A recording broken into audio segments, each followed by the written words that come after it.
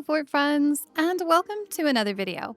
Today, we're stepping into the cozy Hawaiian world of kitchen sink Aloha. This gem of a game has just released onto the Steam store, and we're excited to share our review of it with you day one. We have to give a huge shout out to their team for allowing us an early copy of it in order to make this possible. In this video, we're not only going to cover an overview of the game and its mechanics, but also our honest thoughts, and talk about who we think should and shouldn't give it a try. Before we get into that though, let's talk about the game itself. If you haven't heard of Kitchen Sink Aloha yet, it's a casual cooking game that's packed full of wholesome characters and story. We play as a brother and sister who's just returned to their island home to restore the family's restaurant. Though the place was once an island favorite for all the locals, it's going to be a long road to restore the once famed reputation and put our own new spin on the place to make it a hit. Thankfully, we aren't doing it alone and have an entire cast of charismatic characters to provide us help in the form of advice, recipes, and opportunities all over the island. Rather than staying stagnant in our own kitchen, the siblings decide they want to be a pop-up restaurant, cooking in everything from malls to food trucks to farmers markets, and leaving their mark wherever they go.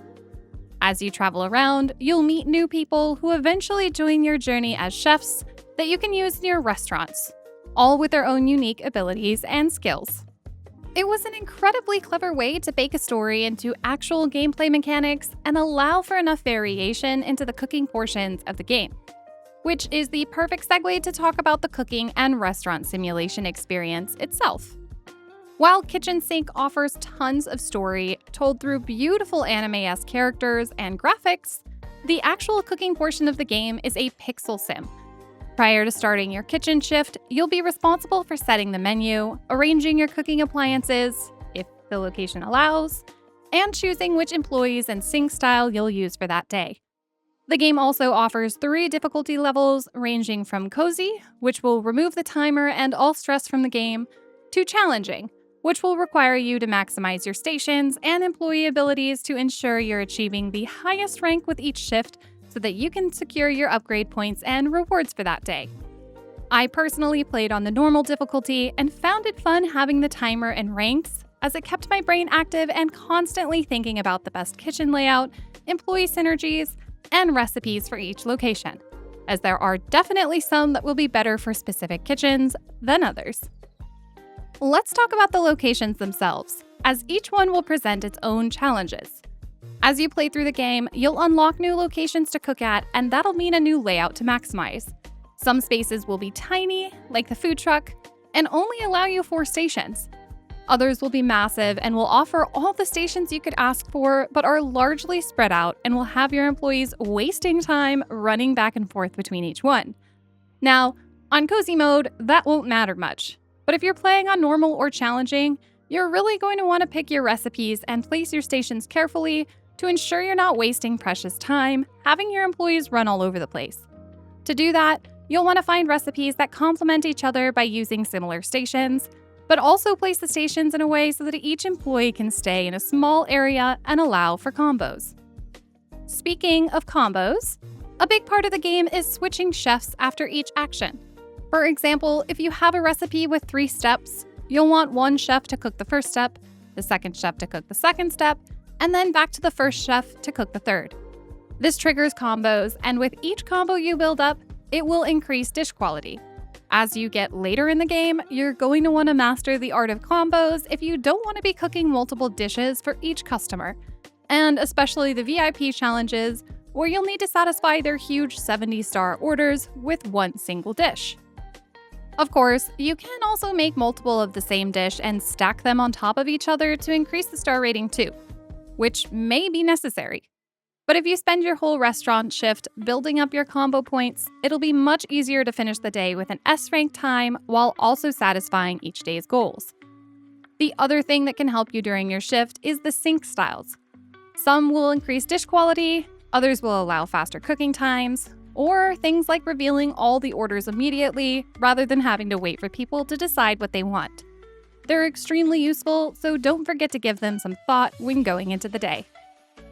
As you progress further into the game, you'll be able to unlock alterations to recipes, called twists, that can increase dish quality, but they also increase the cooking time and make arranging your kitchen more challenging. So be mindful of which ones you choose. Of course, upgrading your kitchen equipment by purchasing better stations that either make cooking faster or increase the star rating of dishes can be vital in negating some of these effects, which is just another way this game keeps you entertained with its organizing and management aspects. Honestly, this is where I say that I absolutely enjoyed Kitchen Sink Aloha. I think it's such a clever way to blend a wholesome story, quirky characters, a great anime art style, and a fantastic cooking and management experience that I can't do anything but offer our Pillow Fort approval for it. Even on the normal difficulty, which offers some challenges, you still get a completely relaxed experience since it plays more like a strategy RPG, offering a pause after each cooking step and allowing you to dive in deep with optimizing every portion of your kitchen. For a management brain like mine, this is ideal. Aside from the main story, it also offers side activities like hiking and fishing trips that help increase your employees' bonds. And as you increase your bond, you open up new interactions and, yes, even dating opportunities if you're into that kind of thing. I had 0 complaints and didn't experience a single bug or crash during my gameplay. So honestly, hats off to this development team for creating such a gem of an indie experience and getting all their pieces of the game puzzle to fit perfectly together. It's a rare treat to enjoy a game this thoroughly. With my praise out of the way though, surely not everyone is going to enjoy the experience. If you're looking for something with a ton of diversity in your gameplay or an open world to explore, this isn't it. While it offers some great variation in cooking locations and keeps your mind busy with rearranging for each one, this is the epitome of a management experience, which will have you playing from a top-down perspective, controlling your employees through tasks and actions rather than taking the reins and using your beloved WASD keys to move about the world. If that's not your thing, then perhaps it's okay to skip it. Who should play it though are those that want a truly well-done cooking sim with a great slice-of-life story. Those who enjoy constantly having to arrange and rearrange to accommodate a new challenge with each cooking session, and utilize your employees perfectly to achieve the best score. Of course, if a totally casual experience with no time restrictions is what you want, Kitchen Sink Aloha offers that too. It caters wonderfully to both sides of the gaming spectrum, so a shout out to the team for offering such inclusion. And with all of our thoughts on who should and shouldn't play it out of the way, there's one more thing we think you should do, and that's click those like and subscribe buttons down below. That way, we can keep cooking up wonderful reviews and keep you updated with tons of upcoming games thanks to our gaming lists. With that, we'll give you a huge thanks for watching, and we'll see you in the next video.